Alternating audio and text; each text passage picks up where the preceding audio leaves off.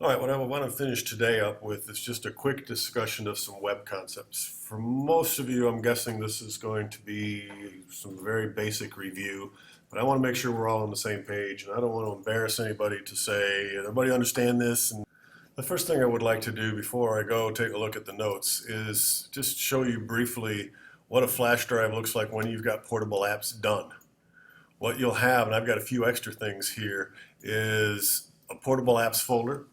And inside here, you have a bunch of portable apps. And notice I've got Opera and XAMPP and Chrome and Firefox and MySQL Workbench.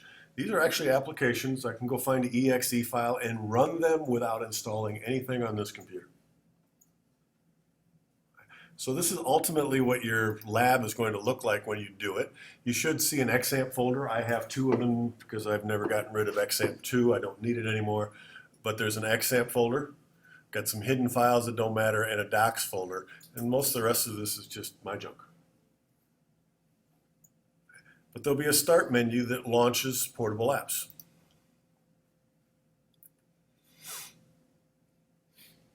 And when you launch portable apps, this is what it looks like. You get a menu. And from the menu, you can launch your favorite programs, whatever you want. We'll be using Notepad++ Portable. We'll also be using a few of these others. If you don't want these browsers, you don't necessarily need them. But if you want to test your websites thoroughly, we were talking last hour about how some web browsers treat commands, HTML, and those kinds of things differently. If you want to test your browser, your website in many different browsers, you can at least get these three. Now, if you want to test it in IE, then you'll have to have some kind of machine, a laptop or a virtual machine that's got IE installed and then test it there because there's no portable version of IE. All right, so this is what you should get when you're done with portable apps, is a menu of all the apps that you can run from there. Next, I just want to go into my website, and I'm going to go into web programming. Notice I'm using a virtual machine here. I'm in Windows 8. Windows 7, Windows 8, doesn't matter. If you want to use the Macs this semester, I would recommend running them in a website, in a virtual machine. But you don't have to. You don't have to use the Mac. You don't have to run it in a virtual machine. We're generating text documents, right? We're generating HTML. It's pure text. If it's pure text, you can use a text editor in Notepad, and there's a number of them out there. I found one last semester that I liked, and now I went to the store today so I could show it to you, and it's not there anymore. So the author of it pulled it for some reason from the store. But there are all kinds of text editors out there. I don't recommend paying any money for them. There's only a few free ones in the iTunes store, and I don't like any of the free ones. Notepad++, maybe it's because I'm comfortable with it, but I'll show it to you in just a minute here. It's my favorite, and it gives me the flexibility that I need. Multiple documents open at the same time, cut and paste, synchronized scrolling if you need those kinds of things, all kinds of cool things, including the ability to write macros that I will share with you. So it's my favorite, but I'm running it in Windows. So if you're like Brittany or like Justin, you prefer to use your laptop in this class, I don't have a problem with that.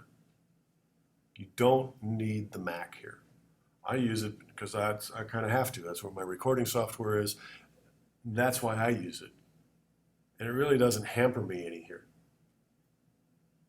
But what you will see on my screen, when you look at the recording, you see the red box around the outside. That's as big a screen as I can record in HD without making my file super big.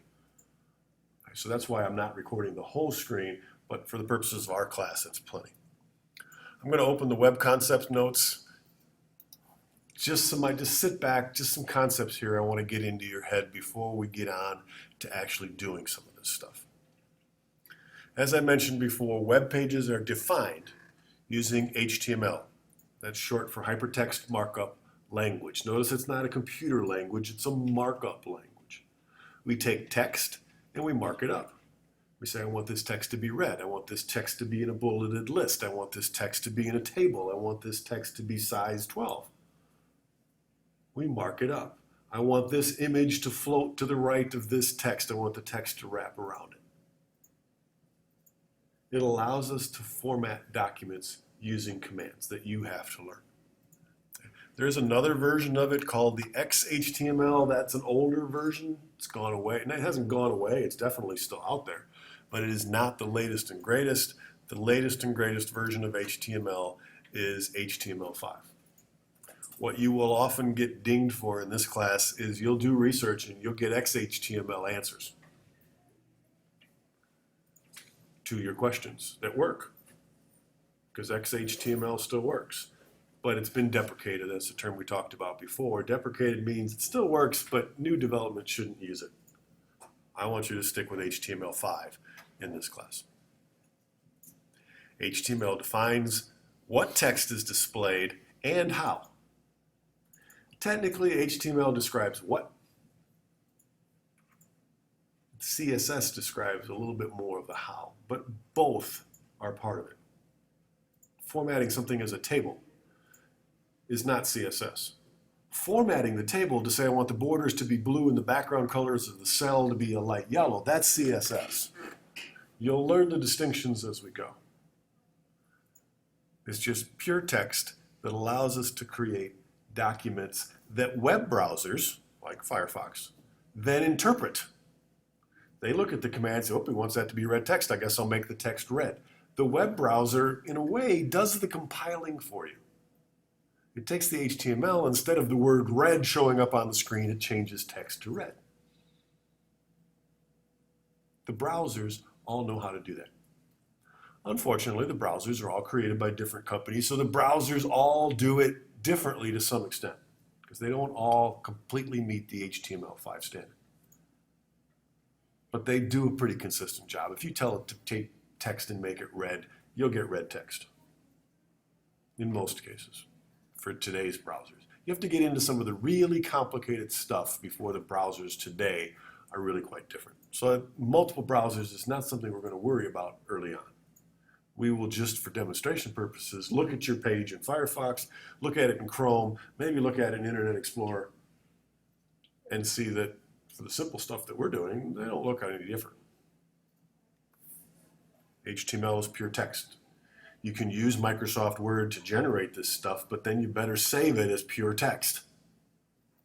Got to be saved as text if you're using Microsoft Word. We won't be. We'll be using Notepad++, but any text editor will do.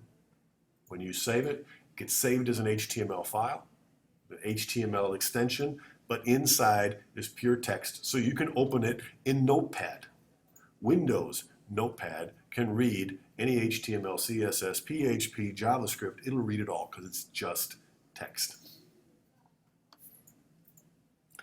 Normally, we're going to do most of our HTML typing by hand, but there are all kinds of programs out there that create HTML for you using a WYSIWYG. What you see is what you get, GUI environment.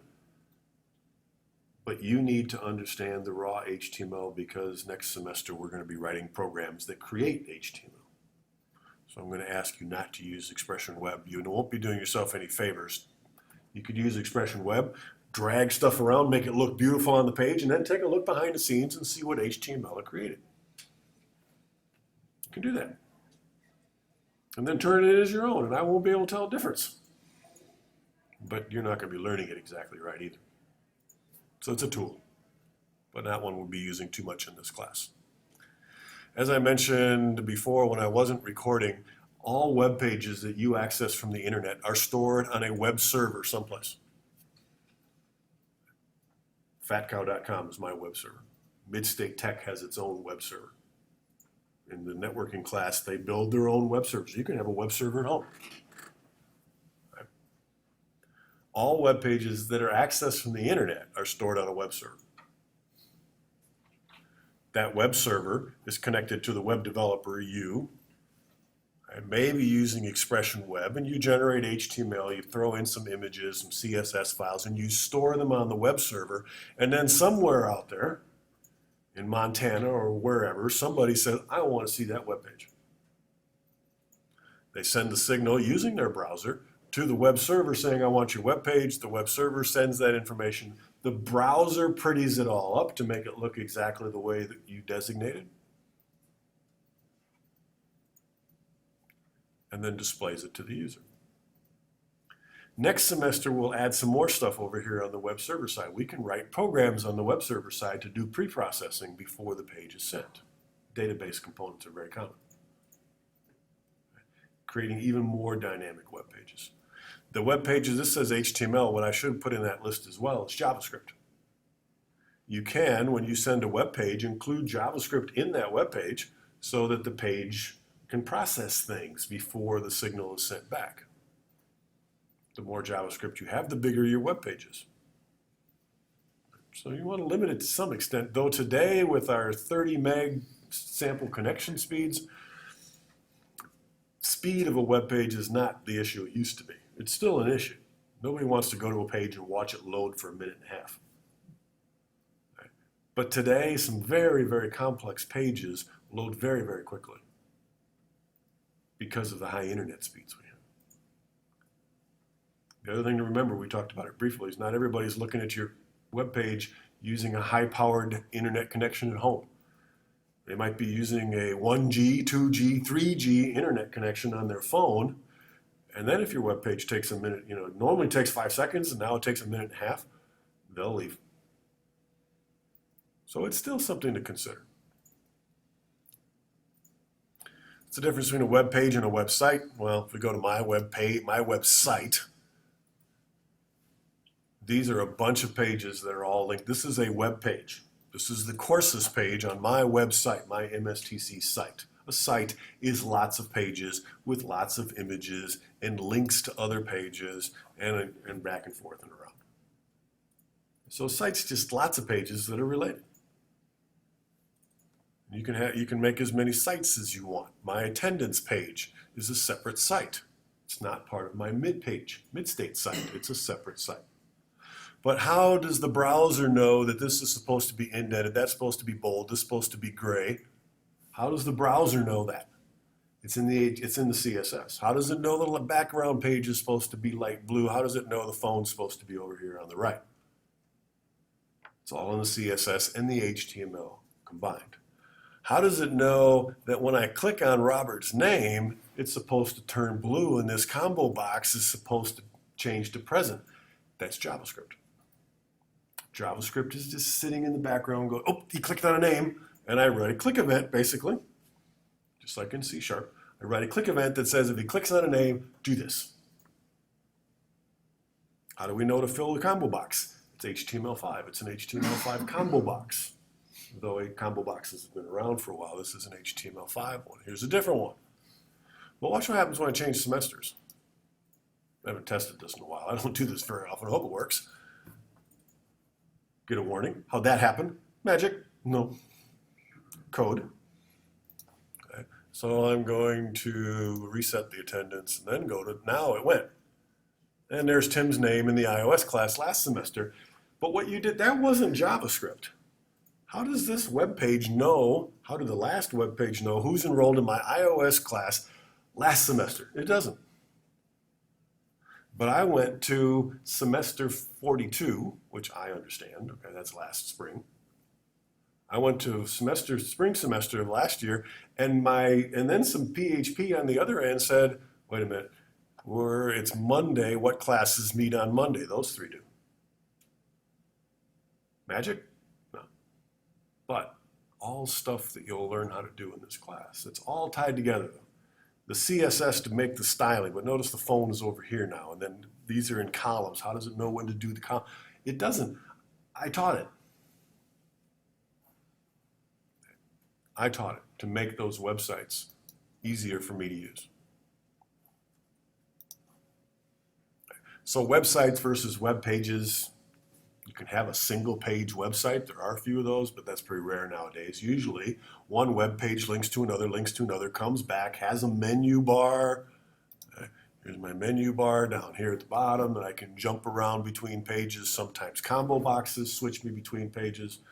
All kinds of ways you can navigate from one page to another. Every page has a URL. You've been using these, most of you, since you were 3 years old. This page that I'm looking at right now is on the volkergall.com MSTC Courses Web Programming Instructors Notes folder. And its file name is unit1webconcepts.pdf. Every page on my site has its own universal resource locator. If I copy this to the clipboard, leave, come back, paste it in there, it'll go right to this page. You don't have to go to my page to get there. It goes right to this page. Those should be nothing new. Most of them start with www, but not so much anymore. There's owa.mstc.edu. They start with different things. But a lot of them still start with www. If you want your own, then you have to go to one of those web service providers that I talked about last hour. And the first thing you do is register your web address. I went there and said, can I have vokergall.com? And as long as nobody else in the world has vokergall.com, I can have it. And yes, I pay for that every year. So if you want your own, you might want to go reserve that one of these days because somebody might be mean and steal it from you. You know, like Justin said, I know Patrick's going to want patrick.com, and so I'm going to go reserve it, and now it's mine. Oh, Patrick, you want it? No problem. $10 a month. Right. A lot of people did that. Apple.com, I think Redbox got stuck that way for a little while, and then they finally bought them out, or they expired and they got it.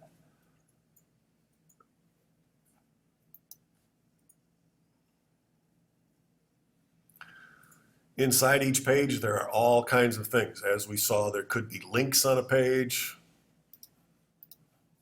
Right, these are links. We can put images, that's an image. We can put bulleted lists, this is a table. All kinds of things that you can put in a page, and I really ought to close my email. All kinds of things you can put in a page, including video, images, animated images, you name it. You've seen all the stuff that's out there. Every web page you go to is nothing but HTML and JavaScript, ultimately. That's all it is. No matter how complicated it looks.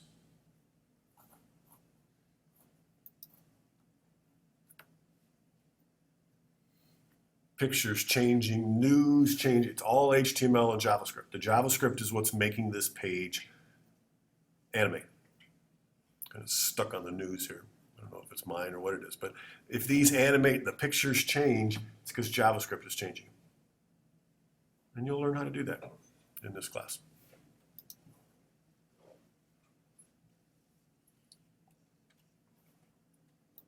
Take a quick look at my web page, behind the scenes. On my computer, on my OneDrive account, or on a flash drive that's small enough to fit on a flash drive, is Voker's website. Okay. There's all kinds of folders here. As you organize these, oh good. Because I'm sure Tim would be the first to know there was a tornado, not Harold, so okay. Pig still exists, by the way. You got to find my office now. Okay. You organize. It was off. It was off. You organize your website the same way you organize your hard drive. Now, some of you don't organize your hard drive very well, and some of you may not organize your websites very well. But there's some pretty standard stuff. There's usually an images folder. And inside the images folder is every image for my website. Now, I could reorganize those. I've never bothered. Right? But there's from my syllabus, where does a picture come from? There's the book for Microsoft Word. Some older pictures of me I've never cleaned out. Older pictures of the SQL book, et cetera, et cetera, et cetera. Everything, every image on my website is stored in my images folder. I could organize those into subfolders. Some of them I have done that for. Don't have to. But it's like your hard drive. How do you organize it? Do you have a web programming folder? You just throw stuff in there? Or do you have an assignments and then you have instructor's notes or whatever? You get to organize it however you want. Most of my stuff is sitting in courses. And here's my CSS folder. All my CSS files are in there. The organization, once it gets large, and it happens next semester very, very quickly. This semester, not quite so much. Once your website starts getting large with lots of pages and lots of JavaScript and lots of CSS, the organization is critical. Here's my courses page. All my active courses are here, but then there's an archives folder and all my archive folder courses are in there. How you organize your website's kind of up to you. There are some standard given things that you normally do. And this is also part of what you'll learn. What are the standard folders? What are the mid-state Volcker's requirements for structuring your website? As a minimum. You can get more and more detailed beyond that if you wish, but as a minimum, I will ask you to have a CSS folder, a JavaScript folder, an images folder. When you go to my website, what do you type in? You type in, come on, please.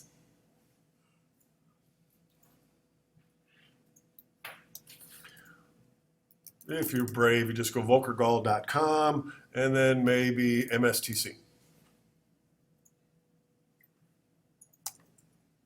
Which page did I ask for? That's a folder. That's a folder. I'm basically in this MSTC folder. Every page has an index page. Every site, excuse me, has an index page. It might be called, in this case, index PHP because it has PHP in it, or it might be called index HTML. Might be called index HTM. That's old. Today it's usually HTML. It might be called default, but it's only one of those two names, index or default. When you go to a website and you give it the address alone, it looks for a page called index. If it finds it, it immediately loads it, automatically. So the main page of your site should, and almost always is, called index. So if somebody just types in Volkergall MSTC, they don't get a list of the folders in there. That's not what they're looking for. They get the home page. So it's not called home. Could be called default, but most sites that I've seen call it index, either HTML or PHP. There are a few other options, but we'll be using HTML to start this class. So the design of the website is an index page where everybody goes. Images, CSS, maybe some PHP, lots of other stuff. Many of these are private hidden folders that are used. A lot of this came from, it's a bunch of stuff, extra stuff that Expression Web likes to put in there. That's, by the way, how I know you're using Expression Web. There's extra folders that you wouldn't create on your own. So don't use Expression Web. I can typically figure it out. So that's kind of an overview. We're going to create HTML. The browser is going to look at that HTML and display this. One last thing. Anytime you want to, you can view the page source. Here is the HTML. It's just text. It's pure text. Why are these bold-faced? Because Firefox has decided to make some of those stand out. The blue means nothing. It's just text. And the browser looks at this text and generates that. How do we make it do it? That's why you're here. And next time, you'll get a chance to start figuring that out. But if you ever want to try to figure out how somebody else do that, you can often look at the page by right-clicking and viewing the source and see some of the stuff that's behind the scenes.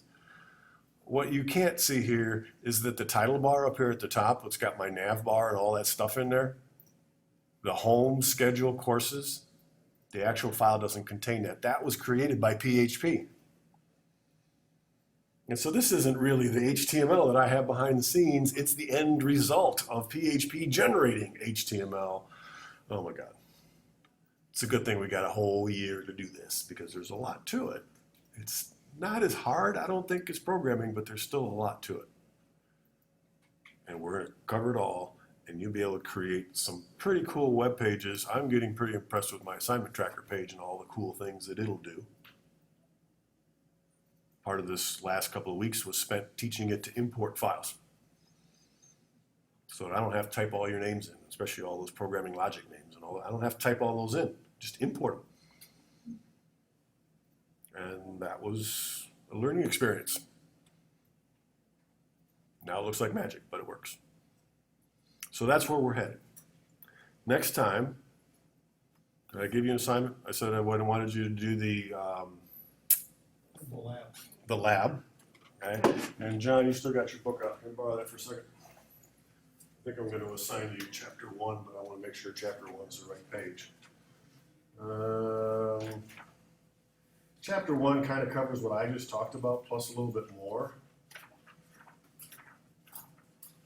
So it might be good to skim over, but don't spend too much time on it. It does start in on JavaScript. That's chapter 2 already. No. That's HTML. Okay, no, just do that lab. I'll figure out the rest of it for next time.